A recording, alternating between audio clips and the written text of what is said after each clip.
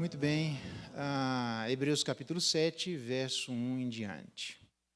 A palavra de Deus diz assim: Porque este Melquisedeque, rei de Salém, sacerdote do Deus Altíssimo, que saiu ao encontro de Abraão, quando voltava da matança dos reis e o abençoou, para o qual também Abraão separou o dízimo de tudo, primeiramente se interpreta rei de justiça, depois também é rei de Salém, ou seja, rei de paz.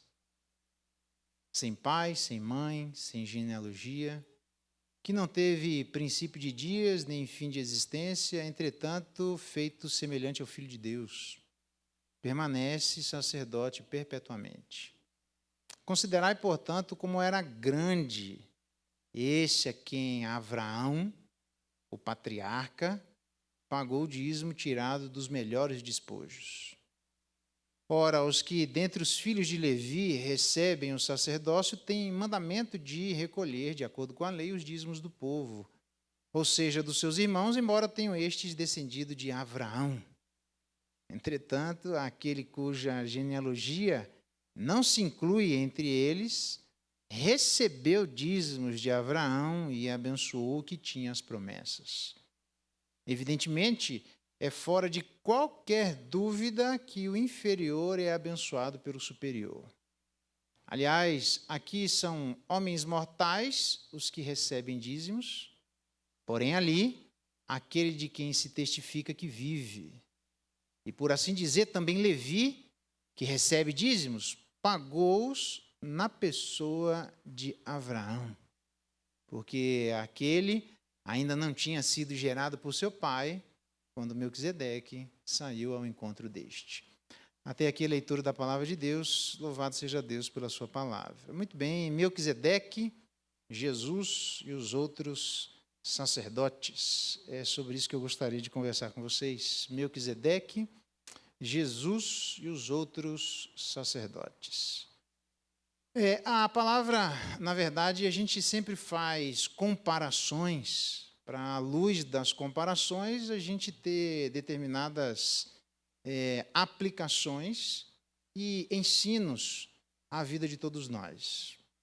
Talvez essa palavra aqui de Hebreus, capítulo 7, seja para aqueles irmãos para trazer um incentivo singular, um incentivo particular.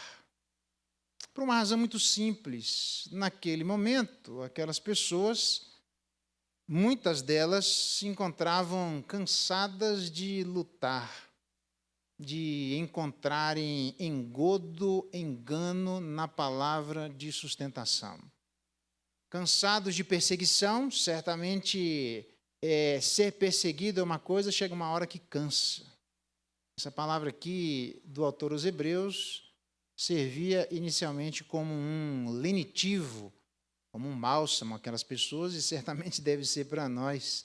Cansados de pessoas, de acordo com Provérbios, por exemplo, que não dormem se não fizerem o mal. Olha só, pessoas que ficam acordadas uma hora dessa, meu Deus, não fiz mal para ninguém, não posso dormir assim não, rapaz, eu tenho que fazer alguma coisa de errado no dia de hoje.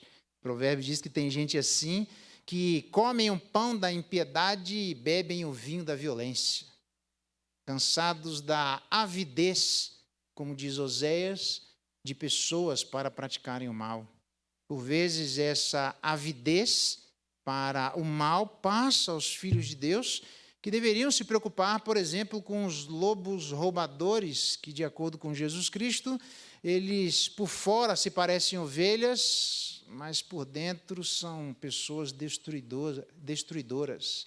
E essas pessoas, de acordo com Jeremias, muitas delas no meio do povo de Deus, superam até mesmo a obra dos malignos. Cansados da ridicularização pública. Esse era provavelmente uma daquelas circunstâncias onde as pessoas estavam literalmente exaustas de defenderem a verdade publicamente. Os irmãos sabem disso. Defender a verdade publicamente traz contestações, muitas delas absolutamente estapafúrdias, estranhas. Uma hora cansa. Uma das forças que existe da tentação ou da provação é literalmente colocar a dúvida no coração. Quem sabe a dúvida daqueles irmãos seja eventualmente a dúvida de cada um de nós. A gente acaba se fazendo perguntas do gênero: será que vale a pena continuar? Será que o esforço por trabalhar na Associação Viver, nas associações da vida, nos braços da igreja, será que chega uma hora que tem um significado maior? Ou a gente foi chamado para o descanso? Cansaço, geralmente, que não só pessoas querem parar de lutar, uma das atitudes de pessoas que querem parar de lutar é assumirem posturas mecânicas. Elas vão fazendo sem pensar. Agir de maneira mecânica economiza, entre aspas, esforço da autorreflexão sobre as coisas que eventualmente evocam reações da parte de todos nós a que somos diariamente submetidos. Então, o autor aos Hebreus, entendendo desse cansaço das pessoas, entendendo dessa, quem sabe, tentativa de desistência, desse desejo de que a dúvida vai embora, mas ela é mais presente do que nós gostaríamos. E quem sabe os planos próximos para os dias por vir sejam planos de aposentadoria espiritual, porque eu trabalhei, mas cansei. Então, essa palavra aqui é literalmente para estas pessoas cansadas, para que elas não assumam essa postura, mas mudem. E ele traz, no mínimo, 3 argumentos que a gente deveria levar em consideração antes da nossa aposentadoria espiritual. O primeiro deles, desse sacerdócio de Melquisedeque, apontando para o sacerdote Jesus Cristo, nosso grande Melquisedeque, e, obviamente, levando em consideração o nosso sacerdócio. É óbvio, abre aspas aqui, sempre lembrando que as comparações em relação a Jesus Cristo chega uma hora que elas têm fim, elas têm limite. O marido deve amar a esposa como Cristo amou a igreja. Cristo amou a igreja de maneira redentiva e nem por isso a gente deve amar a mulher de maneira redentiva. Isso é impossível, ninguém deve amar o outro dessa maneira. Só Jesus Cristo consegue fazer isso, de maneira substitutiva, percebe? Então, o amor de Cristo pela igreja, num certo sentido, ele serve de comparação para a base do amor do marido para com a sua esposa. Mas chega um ponto em que essa comparação chega ao fim. Fecha aspas, é a mesma coisa em todas as comparações em relação a Jesus Cristo. Elas vão até um determinado ponto e chega um ponto que eles precisam parar. Jesus é o nosso grande sacerdote e, obviamente, que nós somos sacerdotes reais. Então, o sacerdócio de Melquisedeque, que aponta para o sacerdote Jesus Cristo, aponta para o exercício destes sacerdotes e do nosso sacerdócio. Então, antes da aposentadoria espiritual, ele diz assim: Deus preserva um remanescente fiel. Remanescente é um grupo de pessoas que, a despeito das circunstâncias à sua volta, ainda permanecem fiel a Deus. Isso é absolutamente inacreditável. Melquisedeque, Deus preservou Melquisedeque, que a Bíblia diz que ele é, no mínimo, um sacerdote do Deus Altíssimo. E em Gênesis, Melquisedeque fala que este Deus Altíssimo criou os céus e a terra. Isso é inacreditável. Inacreditável se nós imaginarmos o contexto em que isso aconteceu. Abraão, que quer dizer Abba, pai, Avrão, pai de um povo, Abraão, pai de um grande povo. Então, Abraão vai lutar em favor de Ló em meio a pessoas que eram absolutamente distantes de Deus, fazendo Ló cativo como um símbolo de quantas pessoas eles também faziam cativas, já que eram longe de Deus. E mesmo estando este evento, onde Abraão, pai de um grande povo, foi lutar pela libertação de seu sobrinho Ló, de pessoas que eram absolutamente ímpias, longe de Deus, isso é muito próximo do dilúvio, irmãos. É estranho que, depois de tanta maldade existente em volta de Abraão, de tanta gente ímpia, de uma geração má, A ponto de Deus simplesmente quase destruir o mundo inteiro, porque era, de acordo com Gênesis capítulo 6, nós estamos em Gênesis capítulo 14, no 15 que vem a promessa de Deus a Abraão. Nós estamos bem no começo, muito perto do dilúvio, em Gênesis capítulo 6, a Bíblia nos diz, então, nos informa que Deus entendia que era continuamente mal todo o desígnio do coração humano. É nessa circunstância de maldade, alguns até levam em consideração que, tentando colocar de onde Melquisedeque deveria ter aparecido, alguns colocam ele como descendente neto de Noé. Sei lá se ele era neto de Noé, mas que ele estava perto do dilúvio, ele estava. E a Bíblia diz que quando Melquisedeque aparece naquele contexto onde quase o mundo foi destruído, e Abraão está experimentando a maldade de reis que continuam exercendo o seu domínio sobre as pessoas de maneira absolutamente pecaminosa, aparece um camarada do nada dizendo que ele é sacerdote do Deus Altíssimo, um Deus que criou os céus e a terra. Isso significa, obviamente, de maneira absolutamente clara para todos nós, que em meio a uma geração ímpia, em meio a uma geração perversa, em meio a pessoas que são distantes de Deus, em meio a governos que são verdadeiros desgovernos, em meio a governos que são pessoas que demonstram a distância de Deus, eu nem estou falando de política partidária, mas eu estou falando de exercício, já que o governo era monárquico, e a monarquia era algo bem estranho, porque nunca foi ideia de Deus a monarquia. Nós percebemos, então, que aparece um camarada do nada falando a respeito do Deus Altíssimo. Talvez Abraão pudesse ter em mente aquilo que Elias teve quando Deus aparece. Na verdade, eu sou o único que se mantém fiel diante de Deus.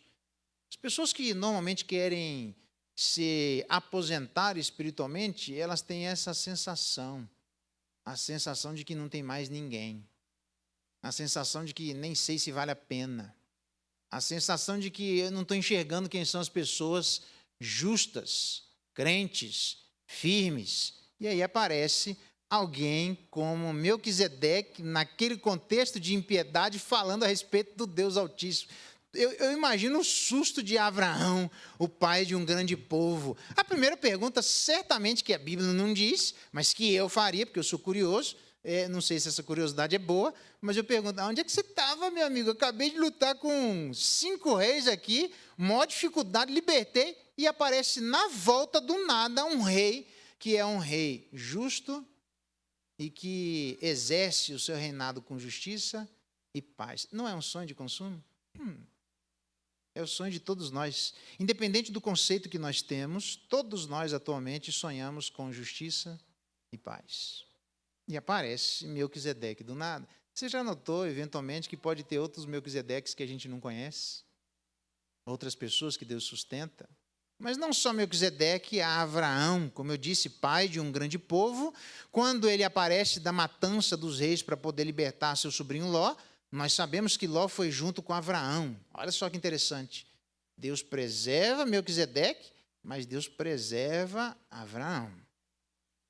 Quando ele vai libertar seu sobrinho, nós sabemos que quando eles andaram juntos, eles tinham muito gado, rebanho, tendas, de sorte que era tão grande a prosperidade desses irmãos que a Bíblia diz assim, e a terra não podia sustentá-los para que habitassem juntos, porque eram muitos os seus bens, de sorte que não podiam habitar um na companhia do outro. Já pensou? Falta de prosperidade às vezes traz confusão, e muita prosperidade também, né? Os caras começaram a se bicar porque tinha muito dinheiro e muitos bens. Houve contenda entre os pastores de gado de Abraão e Ló.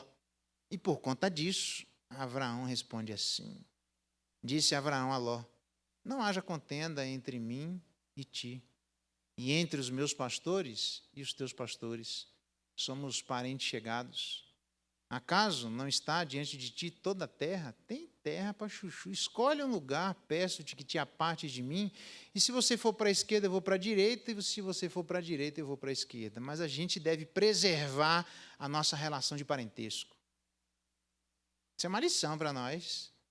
A despeito das desavenças que, eventualmente, outras pessoas comecem a ter em nosso nome, quando imediatamente alguém está tendo desavenças em nosso nome, Abraão foi corretamente dizendo, a gente não deve, essas desavenças não devem ser as nossas desavenças.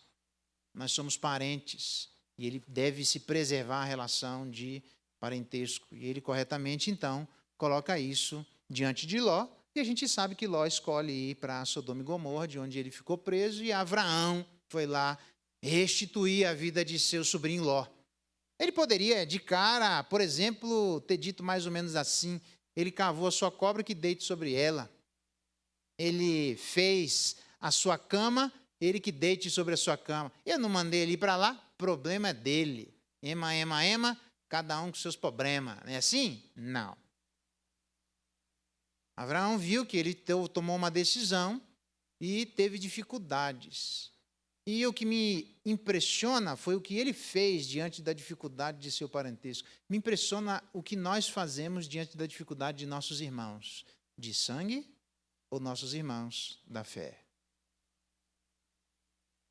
Ele diz assim, ouvindo Abraão que seu sobrinho estava preso, fez sair 318 homens dos mais capazes, nascidos em sua casa, e os perseguiu até Dan.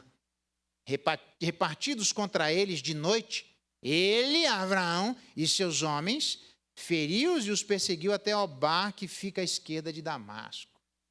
Botou para cima, Abraão. A minha pergunta não foi o que ele fez, a minha pergunta é o que ele não fez ou poderia ter feito. Abraão é um homem rico. Se fosse um homem pobre, sei lá que atitude que ele teria, não posso ir porque eu tenho que trabalhar para comer. Mas um homem rico, preste bem atenção, ele poderia ter escolhido outras pessoas dos mais capazes. Ele não precisava escolher 318 nascidos na sua casa. Ele não precisava pessoalmente ir, fisicamente falando, embora ele poderia ter dado ordens para estas circunstâncias serem resolvidas. Ele poderia se envolver pessoalmente, mas não fisicamente, porque ele é rico. Vai que ele morre, ele tinha muito a perder. Mas quando está em jogo a vida de alguém que fez uma escolha errada, que é seu parente, ele se envolve pessoalmente. Tira da segurança pessoal da sua casa. Porque se os 318, que eram pessoas capazes da sua casa, foram para libertar a vida de Ló, certamente esses 318 foram tirados de proteger a sua própria família. Tirou da sua segurança pessoal, expôs pessoalmente a sua própria família, expôs a sua segurança pessoal, porque o que está em jogo é a vida de um parente que fez uma escolha, está em dificuldades e precisa de auxílio. E Deus preserva um camarada como esse. A gente não acha pessoas como essa todo dia. Porque, no máximo, a gente poderia dizer assim, olha, eu me envolvi pessoalmente, mas eu não posso me envolver fisicamente porque eu tenho muitos negócios, e a gente colocaria justamente um monte de artifícios que justificaria perante o nosso sobrinho a nossa ausência física. A despeito disso, a pergunta que eu me fiz é o que é que nós fazemos quando os nossos parentes passam por dificuldades. Da onde é que nós tiramos a ajuda a estas pessoas? Quanto é que nós nos envolvemos em favor da vida dela? Ah, mas também tomou uma atitude errada, olha, é cabeçudo. Isso é bom porque ele é jovem, para aprender que não era desse jeito. Quem mandou ir para lá, tomou a decisão baseada nos olhos. E aí tomasse um monte de coisas imprecando sobre a vida de seu sobrinho. Ele foi lá e tirou o camarada para sobreviver, para sair da situação de escravidão. Certamente Ló tinha muito que aprender, mas morto escravo é que ele teria muita dificuldade de fazê-lo. Antes de fazer qualquer tipo de lição, Abraão, mesmo jeito que Melquisedeque é um cara singular, Abraão também. Tirar da própria guarda pessoal, tirar da sua própria família, ele mesmo se envolver em circunstâncias como essa. Então, quando nós estamos lendo Melquisedeque e Abraão envolvidos, nós estamos falando literalmente de um crente abençoando outro crente. Isso acontece, irmãos. Deus preserva a gente assim, isso acontece. Às vezes a gente nem sempre vê, mas isso acontece. Há muita gente crente aí. A gente dando a cara para bater. A gente abrindo do próprio despojo da sua casa, da sua guarda pessoal, expondo a sua própria família, entendendo a necessidade que existe. Ainda que morrer, morri. Mas eu vou lá, pessoalmente, resolver uma situação como essa. Em favor da segurança pessoal de nossos irmãos. O que é que nós fazemos quando os nossos irmãos estão necessitados de socorro? É uma boa pergunta. Deixe-me falar de um evento como esse. Eu gostaria muito que fosse um evento entre dois crentes. Eu sei lá qual é a situação dos dois, mas eu gostaria que você ouvisse, talvez vocês conheçam, a situação de José Carreiras e Plácido Domingos. Olha que curioso. Um é madrilenho e outro é catalão. Existe uma briga lá entre madrilenho e catalão. Deve ser tipo mais ou menos Fluminense e Flamengo, sei lá, alguma coisa do gênero assim, né? Ou Flamengo e o mundo inteiro. Plácido Domingos e José Carreiras não fugiram à regra. 1984, por questões políticas, se tornaram inimigos. Vê lá, hein, irmão. Vê lá, hein. Cuidado quando você torna algumas pessoas seus inimigos por uma questão de política partidária. Cuidado com isso, irmãos. Sempre muito requisitados, ambos, em todo mundo. Eles, por causa da briga, começaram a fazer constar nos seus contratos que eles só se apresentariam se os seus desafetos não estivessem presentes. 1987, durou 3 anos essa brincadeira. Carreiras ganhou um inimigo muito mais implacável do que Plácido Domingos. Deus faz isso. Foi surpreendido por um terrível diagnóstico de leucemia. Submeteu-se a vários tratamentos, um autotransplante de medula óssea, trocas de sangue e tudo aquilo que a gente sabe que alguém com câncer tem. Era obrigado a viajar mensalmente aos Estados Unidos, gastou o que tinha e o que não tinha. Sem poder trabalhar, perdeu todo o dinheiro. Sem condições financeiras e a doença comendo o cara por dentro, ele vou atrás de algum tratamento. Carreiras tomou conhecimento de uma instituição em Madrid, denominada Fundação Hermosa. Olha só que interessante. Ela foi criada com a finalidade exclusiva de apoiar pessoas na recuperação da leucemia. Ele falou, lá, de graça até injeção no olho, bora. E ele foi lá e venceu a doença. Voltou a cantar. Voltou a ganhar dinheiro. E como é costume, a gente sabe disso nos lugares europeus, também como nos Estados Unidos, ele foi se associar a essa fundação. Ela abençoou ele quando ele estava precisando. Agora, ele ganhando dinheiro, ele foi ser um financiador dessa associação. Para surpresa dele, ele descobriu que o fundador e maior colaborador dessa associação e presidente dela era Plácido Domingos, o seu inimigo. Ele descobriu que a fundação foi criada, em princípio, para atender a ele, José Carreiras. Plácido se mantinha no anonimato para não constranger, porque teria que aceitar o seu inimigo com auxílio. Um momento extraordinário acontece, comovente, quando, durante uma apresentação de Plácido Domingos em Madrid, de forma imprevista, José Carreiras interrompe o evento de maneira pública, se ajoelha e pede perdão a seu arqui-inimigo. Ele foi entrevistado na capital espanhola. Um repórter perguntou a Plácido Domingos por que ele criou a Fundação Hermosa. Além de beneficiar um inimigo, que era um inimigo público e declarado, ele abençoou alguém que, num certo sentido, era concorrente dele. A resposta dele foi interessante, curta e definitiva. Porque a voz, ou uma voz como essa, não podia se perder. Eu não sei qual que é as duas situações, mas é bonitinho essa história que devia ser entre dois crentes. Devia ter essa história entre mais crentes. Quando alguém se torna inimigo público e passa por circunstância e era nosso amigo, quantos nós não conhecemos que eram inimigos, eram amigos e viraram inimigos? E que aí fica doente, você diz, bem feito para aprender, olha lá, ficou inimigo meu, tomou uma doença. A gente fala, até impreca sobre a pessoa. O cara botou dinheiro do bolso, o cara abençoou e nem quis aparecer.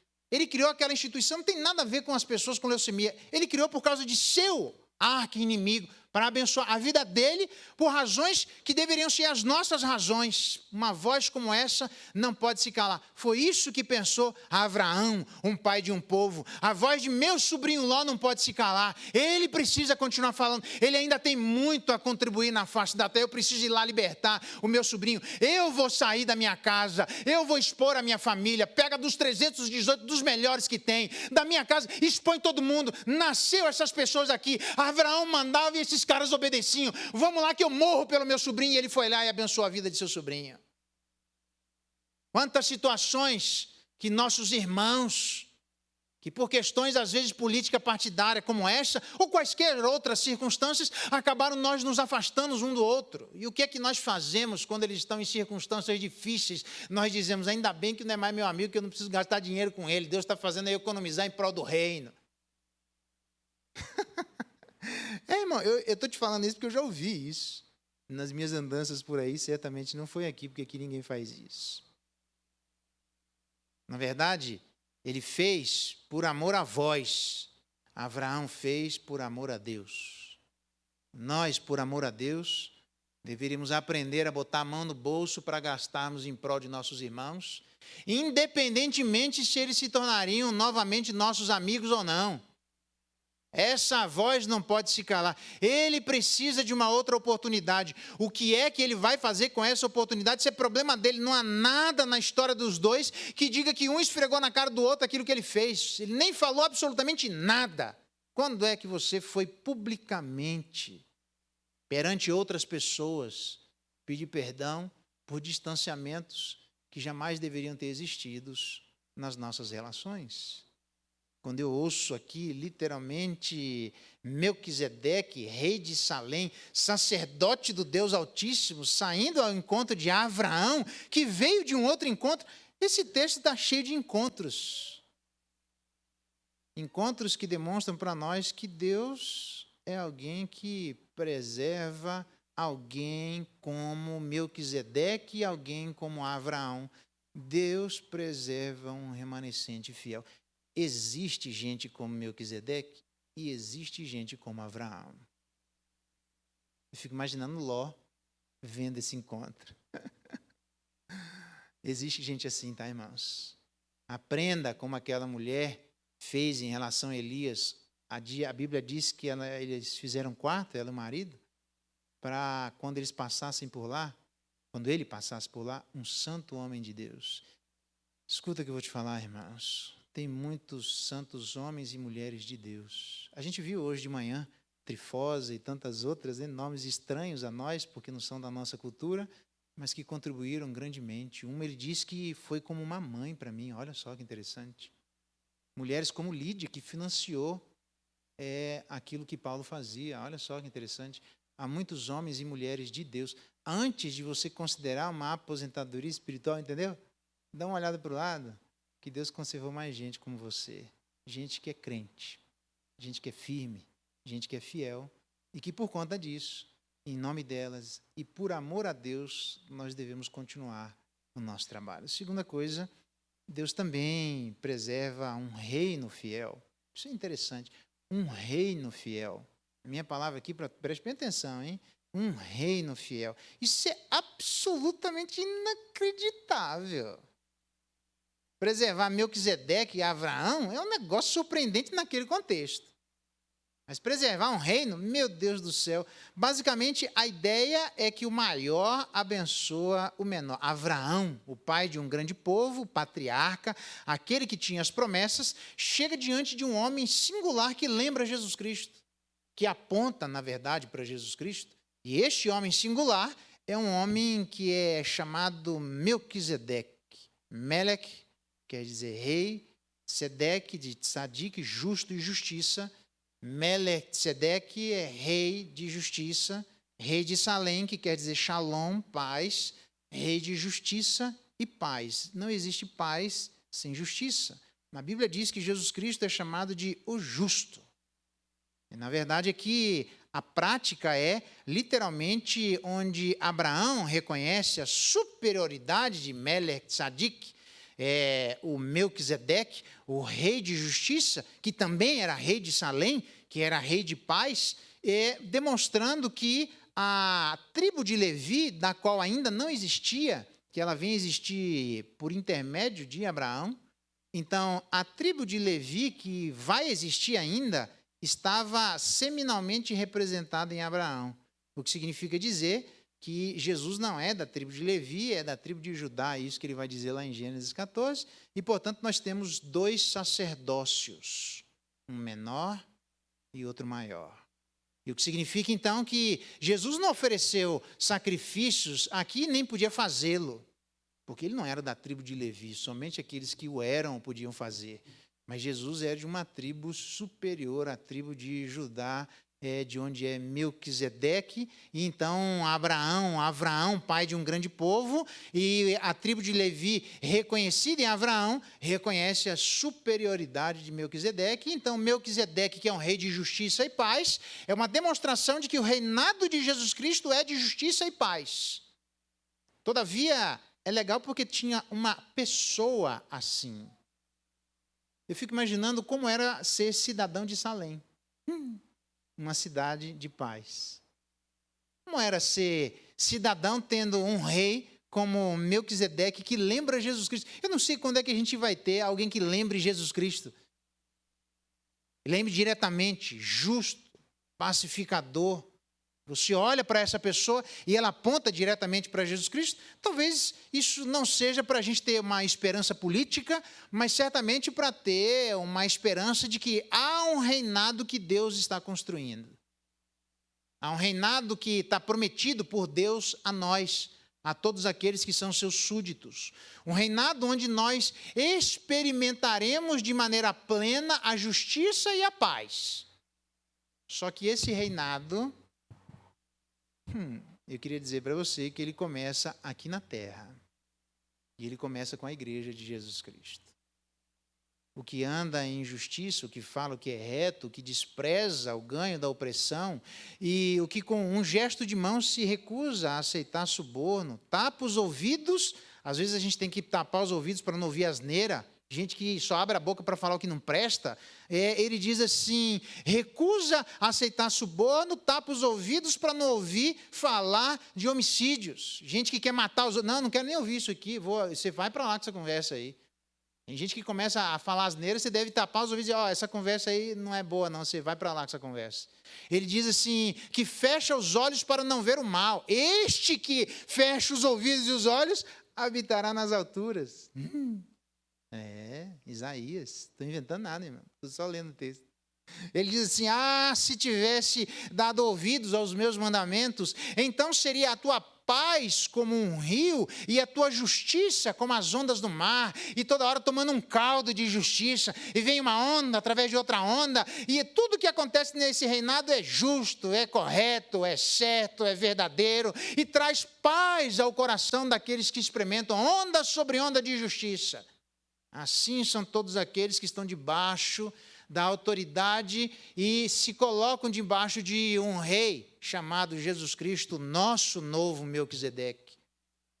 Mas as vossas iniquidades fazem separação entre vós e o vosso Deus, os vossos pecados encobrem o seu rosto de vós para que vos não ouça, porque as vossas mãos estão contaminadas de sangue, os dedos de iniquidade, os lábios falam mentiras, a língua profere maldade. Está vendo? Gente que fala que não deve. Ninguém há que clame por justiça. Deus estranha isso. Ninguém que compareça em juízo pela verdade. Confiam naquilo que é nulo e andam falando mentiras. Concebem o mal e dão à luz a iniquidade. Estava assim no meio do povo. Ele diz, isso não deve acontecer no meio de nós.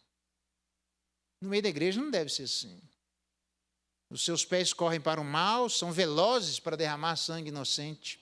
Seus pensamentos, Deus está preocupado com o que a gente pensa, irmão. São pensamentos de iniquidade. Seus caminhos têm desolação e abatimento. Desconhecem o caminho de paz e nem há justiça nos seus passos. Nós temos caminhos de paz e os nossos passos são passos de justiça. As pessoas conseguem dizer isso de nós porque, à medida que nós o fazemos, lembramos do nosso Redentor, que é pacífico, que veio trazer a paz através da justiça que ele fez. Fizeram para si veredas tortuosas, quem anda por elas não conhece a paz. Olha que interessante. Por isso está longe de nós o juízo e a justiça não nos alcança. Esperamos por ela a luz, mas só existe trevas, eles andam na escuridão. Apalpamos as paredes como cegos, e sim, como quem não tem olhos, andamos apalpando. Tropeçamos ao meio-dia, como nas trevas, entre os robustos, somos como que mortos. Nem sempre a paz e a justiça andam juntas, mas naqueles que são súditos desse novo Meleque, Melquisedeque, nesse novo rei de justiça e paz, eles devem fazer assim: dai voltas às ruas de Jerusalém e vede agora, e procurai saber, busquemos pelas suas praças para ver se nós achamos alguém, se há um homem que pratique a justiça ou que busque a verdade, porque Deus procura adoradores que o adorem em espírito e em verdade. Essa mesma procura que existe aqui, Deus ainda está fazendo nos dias de hoje, procurando súditos que reflitam o reinado desse novo rei. Então, quando eu olho isso aqui, literalmente, Deus não só preservou um remanescente fiel, mas ele preservou um reino. E aí a minha palavra é simples. Do mesmo jeito que é estranho ter um rei Melquisedeque sendo justo e de paz, também é estranho ver súditos que sejam justos e de paz. Mas se existe um rei assim, existem súditos assim. Se existe um rei assim, existem súditos assim. A minha palavra para você que talvez está andando e já não ache mais que existe um rei assim, não faça isso, porque isso aqui era uma sombra daquilo que haveria de vir, e Jesus Cristo é o nosso novo rei, justo e pacífico. E através desse reinado, que a gente não vê de maneira clara, mas ele reina de acordo com Hebreus que nós já lemos, ele também tem súditos assim. É surpreendente ter um homem que reinava fisicamente, que é chamado de Melquisedeque, e que era rei de Salém e rei de justiça e paz. É estranho ter uma pessoa assim, mas existiu. Deve existir outros assim. É estranho existir súditos assim, mas cuidado para você não querer abandonar esse reino. Muitos se machucaram na igreja justamente por falta de justiça. Quando a igreja anda cega, tropeçando, literalmente ao meio-dia, como nas trevas, e entre os robustos, como mortos em vez de vida. E por conta dessa relação tortuosa que machuca a vida das pessoas, muitas delas pensam assim: acho que eu vou me aposentar espiritualmente, porque eu não dou conta, eu só me machuquei me envolvendo com a igreja. Talvez você seja um desse jeito. Isso aqui é apenas uma demonstração, é um oásis, irmãos, para demonstrar para mim e a você que um dia, de maneira plena, nós iremos desfrutar de justiça e paz, mas que certamente essa justiça e paz começa aqui e agora. Nós teremos recepção de membros no dia 8, no domingo que vem, à noite. Você é convidado. Eu digo para você, faça a sua pública profissão de fé, não deixe de fazer. Por quê? Porque você vai achar N razões e N circunstâncias para demonstrar que o reinado naquele lugar é injusto e não é pacífico. Então, é verdade, a nossa igreja não é perfeita e nenhuma é. Mas ela é uma demonstração daquilo que nós ansiamos experimentar de maneira plena.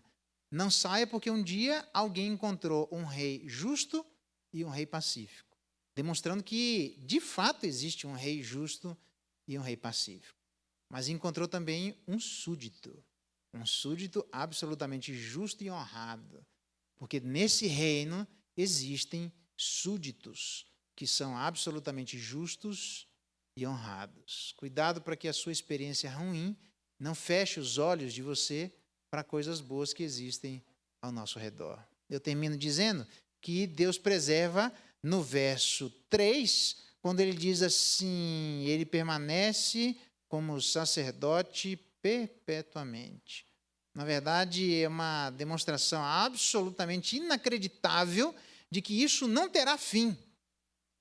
Adão viveu 930 anos, Noé 950, Abraão 175, a gente viu isso, que ele demorou ali alguns anos para começar a ver o desenvolvimento da promessa. Por que eu estou dizendo isso? Porque a genealogia era o cartório de antigamente, viu, Itamar? Cadê o Itamar aí? O Itamar já trabalhava desde naquela... Ixi, aqui era o tataravô do Itamar que estava lá trabalhando, fazendo, para mostrar que o camarada tinha uma idade, porque para participar do sacerdócio tinha que mostrar a sua genealogia de onde veio. Acontece que veio um camarada aqui, que a gente sabe que ele tem pai, que ele tem mãe, porque ele não é Jesus Cristo, alguém que literalmente veio do nada, assim.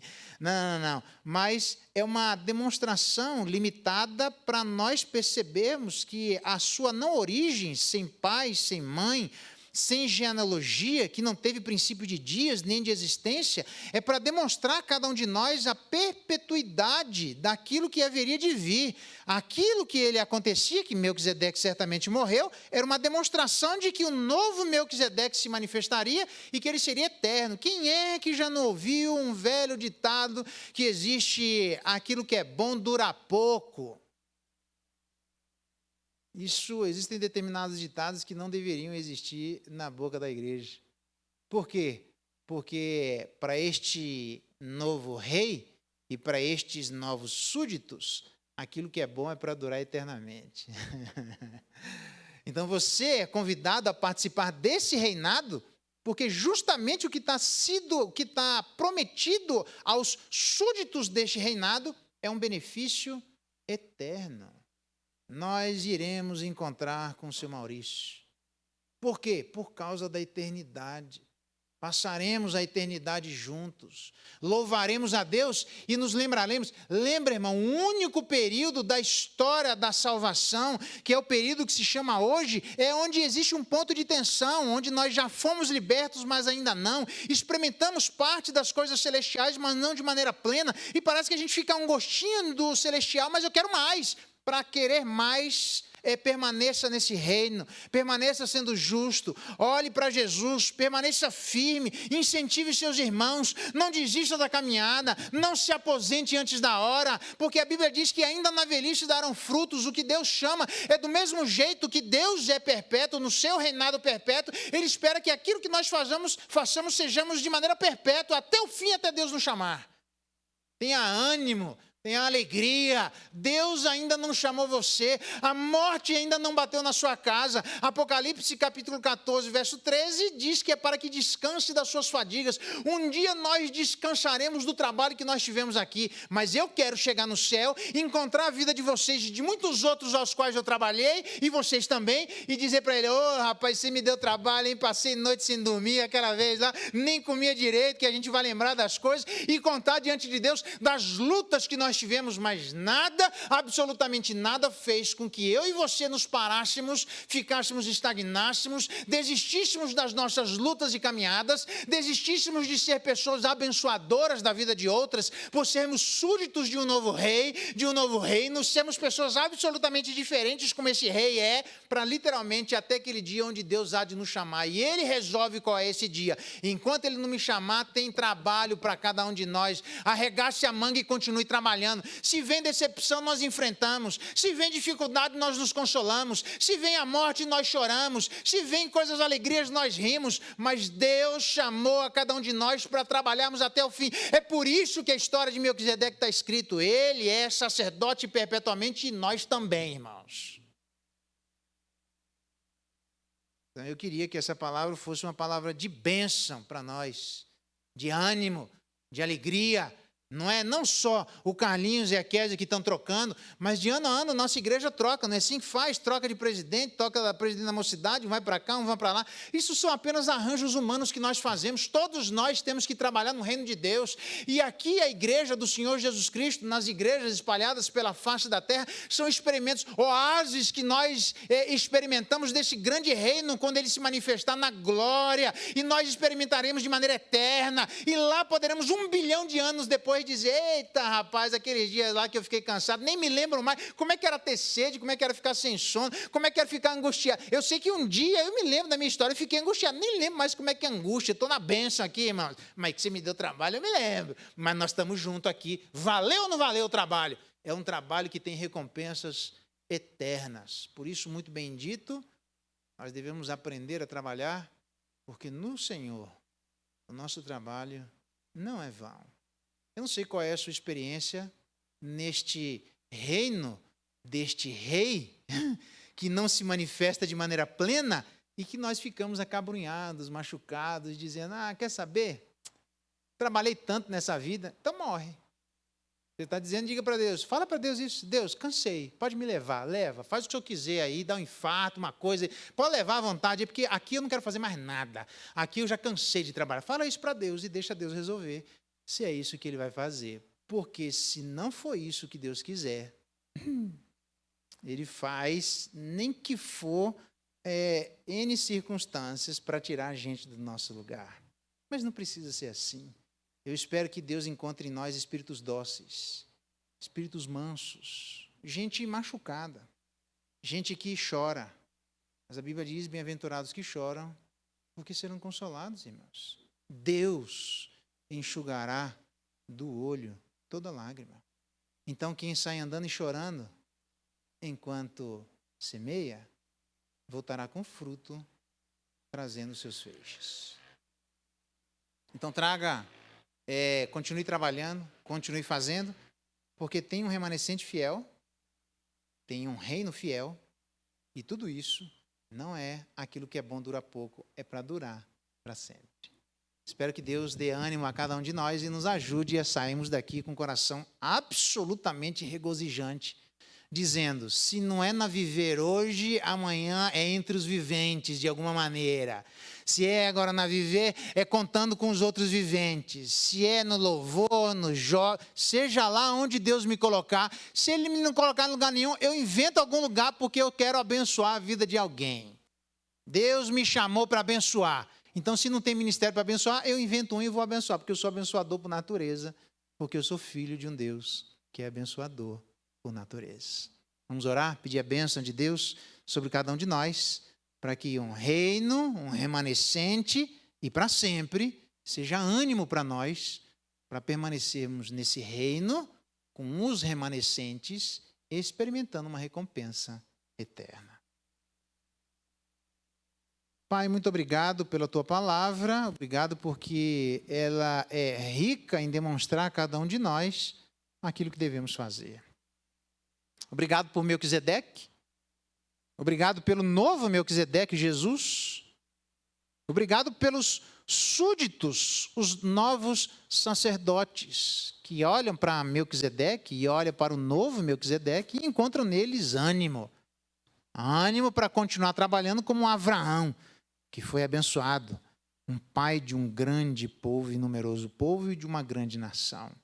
Nação que somos nós. Ajuda-nos a trabalharmos. Ó Espírito Santo de Deus, se tem alguém desanimado, se tem alguém inquieto e acabrunhado, que o Senhor nos dê o ânimo celestial, um ânimo que vem das Tuas mãos, para que aprendamos com este novo rei, com este novo reino, a trabalharmos junto com os novos súditos e sacerdotes até o fim. O Senhor tem trabalho para todo mundo aqui, ó Deus. Arregaça a manga a cada um de nós e se coloca à sua disposição, como a Késia disse, ó Deus, estou disposto, quero trabalhar onde o Senhor me levar.